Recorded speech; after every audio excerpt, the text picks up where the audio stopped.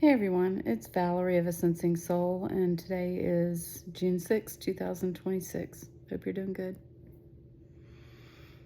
I keep trying to make a video, and I have a carbon monoxide detector that keeps going off.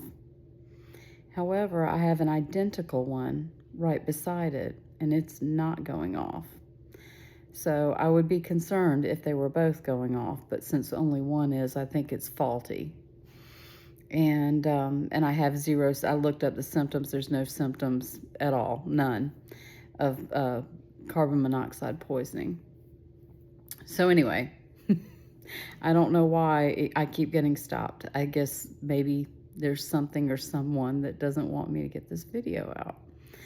But what I was going to discuss is what happens when your body goes to sleep with your soul. It's my belief that, well, for years it felt like I was working and I would wake up exhausted. It was like I wasn't getting, even though I slept soundly, didn't even get up once during the night, and I was getting a decent amount of sleep. I was just waking up so utterly exhausted, and I literally felt like I was leaving, going to sleep and going to work a job and then come home, coming back to bed, waking up in the morning, and then actually going to my 3D job. And, but lately it's been different. And I haven't been able to really remember my dreams, but I have a sense of it. And it has felt like I am somehow involved in like a spiritual battle of sorts.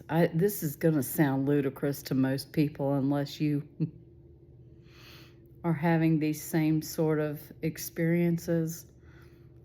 And yeah, I'm kind of curious to see if anyone out there is having the same sense about things. When I first awoke, or had my awakening, I don't know how you say that,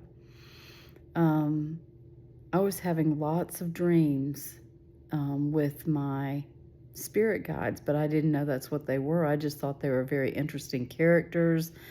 Some of them were teaching me, or it actually felt like I was being tested.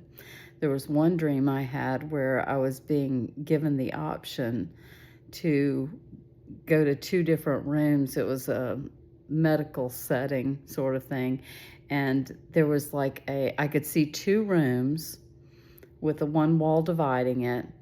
One room was very colorful and it had like herbs and things like that in it, and these two women that looked to me like from the islands or something. They had these beautiful colored like scarves in their hair and these beautiful colorful dresses, and they were like kind of showing me the way, would you like to come in this room, or would you like to be treated in this room? And the other room was more like your clinical, sterile, white, with chrome looking doctor's office.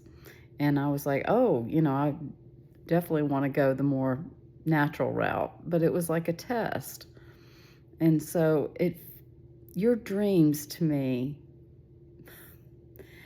feel like they're more than just what, like just the imagination running amok. I had a dream. One of the spirit guides I met was Native American, and I was actually in my house here, but it wasn't here. And there was like a little baby grand piano in this. It's one of the smallest rooms in my house. And so there wasn't a lot of room for people, and I was kind of standing off to the side looking at the other people in the room and trying to figure out what was going on. And this Native American came up, and he had a skin he was holding. It was sort of tucked up under his arm, and he was holding another end of it. And then he had a smoking bundle of, I can only imagine, sage in his other hand.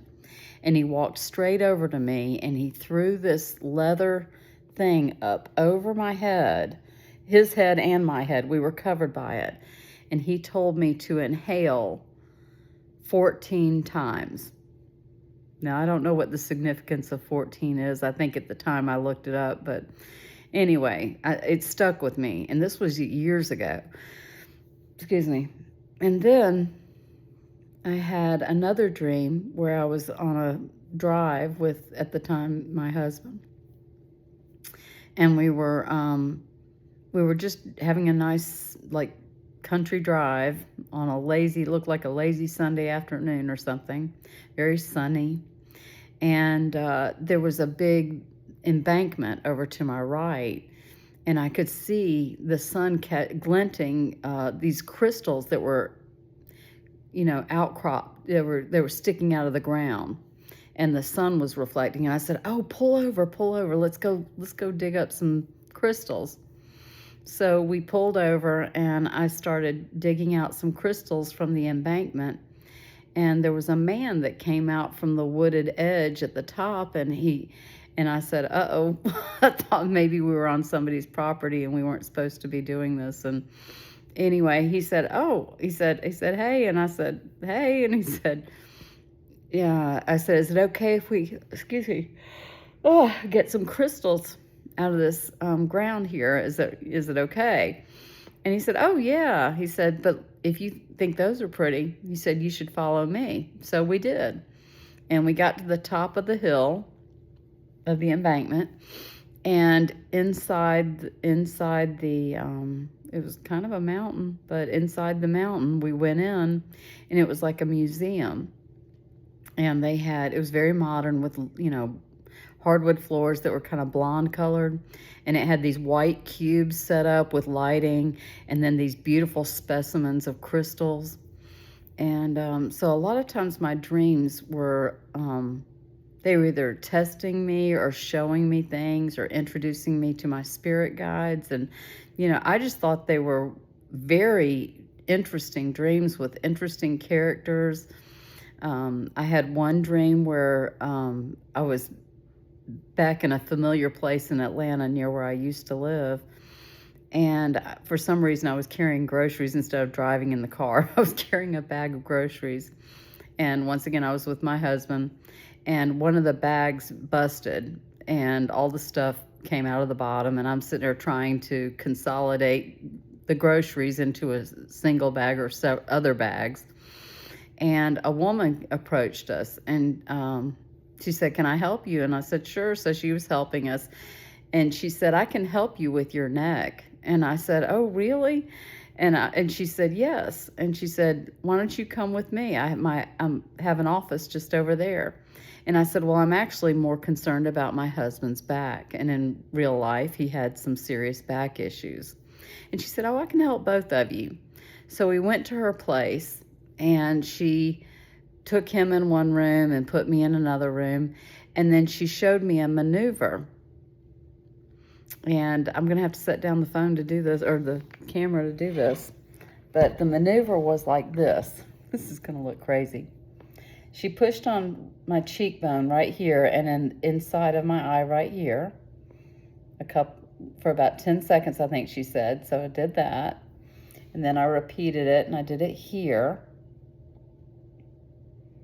Anyway, she said that will relax the muscles in your neck, and you'll be able to turn it better. And so I remembered it when I woke up. And I thought, I'm going to give it a shot. And so I tested my neck to see how far, because I have no cartilage in the last two vertebrae in my neck, so motility is really difficult. It's not painful, it's just really stiff. And so anyway, so I tested my neck, and I could see I couldn't turn it hardly at all. And I tried that maneuver that the woman showed me in the dream, and it worked. And I was able to turn my neck with ease, much further than I had before. So that was another example of receiving information in a dream that you didn't know. And I thought that was just fantastic. I'm still having those neck glitches, and I think this is going to continue I think it's going to continue. There are timeline jumps going on right now. People are waking up in droves, people that you never in a million years thought were going to wake up to our real reality, what's really going on, started questioning what they had always been told. And so this is very exciting for me. And I know this is a rambling talk on a Saturday night, so thank you for indulging me. I think I've let it go on too long. I'm looking at, oh yeah, it's 10 minutes.